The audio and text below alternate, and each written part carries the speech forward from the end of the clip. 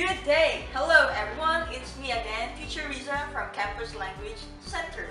And for today's video, we are going to learn present perfect tense. Basically, present perfect can be used to talk about our experiences. Or let's say you want to tackle about the things that you have done in your life without saying when you did them. I am going to show you how to use and when to use this pattern. For example, this question. Our first example is, have you ever talked to a very famous person? What is your answer? Take note, we use present perfect when we talk about a time from the past until now. For example, a person's life. So in here, I wanted to know your experience. So since this question is a yes or no question, let's say your answer is no. You wanted to make a complete answer, then you can say, I have never talked to a very famous person. And if your answer is yes, for example, yes, I have talked to a very famous person once. So in this question, you are asked about the experiences that you have had.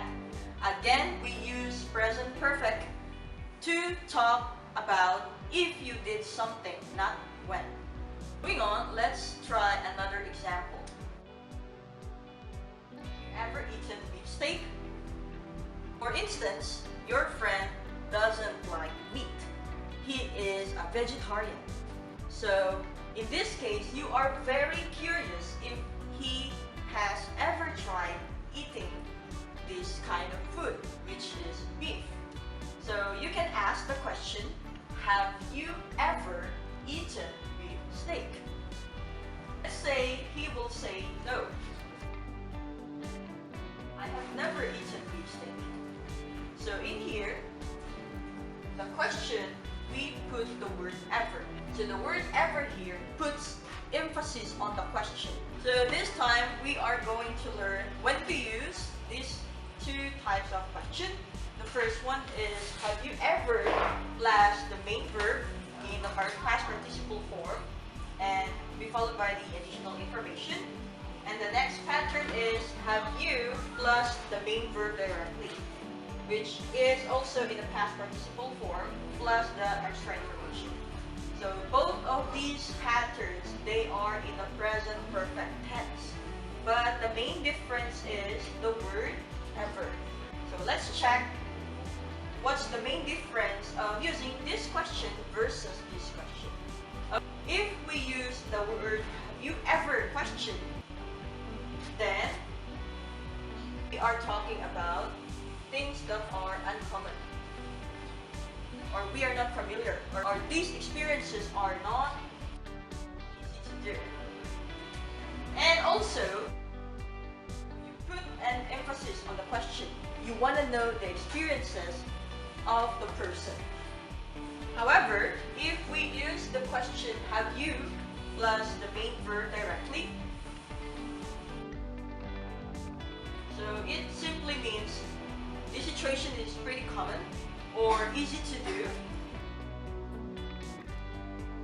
Simply asking the person's experiences. So let's have an example.